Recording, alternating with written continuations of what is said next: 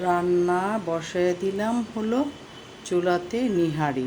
আগে রেডি করা ছিল, রান্না করা, এখন পেঁয়াজ দিয়ে বাগার দিব। এখন সকাল নাস্তার জন্য। আসসালামু আলাইকুম।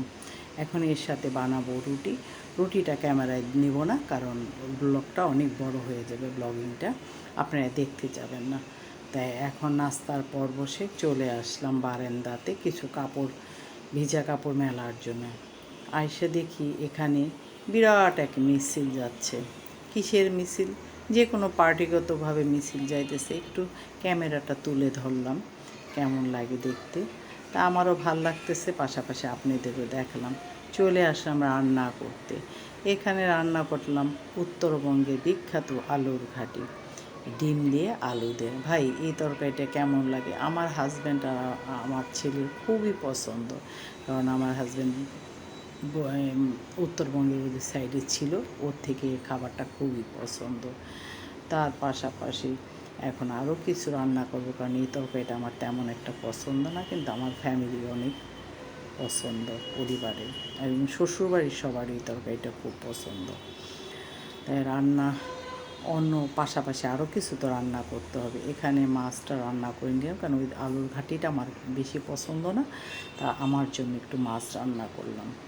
মাছটা বেশ টমেটো দিয়ে ভুনা করে নিলাম। একটু বড় মাছের পিস, এটা একটু মোটা মোটা করে কাটা, ঝাল ঢাল দিয়ে ভালো করে রান্না করলাম। বা ঝালে যশে রান্না করলে না হয়, দিয়ে দিলাম ধনিয়া পাতা, কারণ ধনিয়া পাতা না দিলে একটা ফ্লেভারটা সুন্দর আসে না। ভুনা আছে, নয় জিরা পাউডার, যে কোনো একটা তো দিতেই হবে।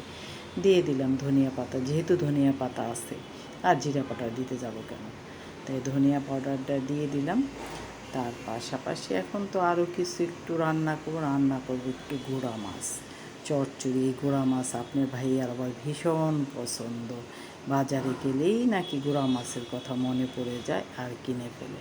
তো এই গুঁড়া মাছটা এখন সাজিয়ে দিব। তার সাথে সাথে একটু পটল ভাজিও করে নিলাম, কারণ প্রথম তরকারিতে ভাত খাইতে ইচ্ছা করে, একটু ভাজি হলে ভালো লাগে। তাই পেঁয়াজটা একটু পরে দিলাম, পটল আর আলুটা আগে ভেজে নিচ্ছি পানি ছাড়া, তেলের উপরে দিয়ে দিলাম একটু কাঁচামরিচ।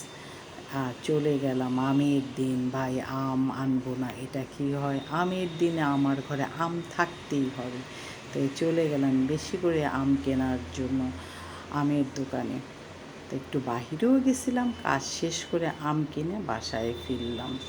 যদি আমার ব্লগটা ভালো লাগে, লাইক দিবেন, কমেন্টস করবেন, শেয়ার করবেন, পাশে থাকবেন। কারণ আমি মাঝে মাঝে আপনাদের সাথে বক বক করি, আপনাদের সাথে বক বক না করলে আমার ভালো লাগে না।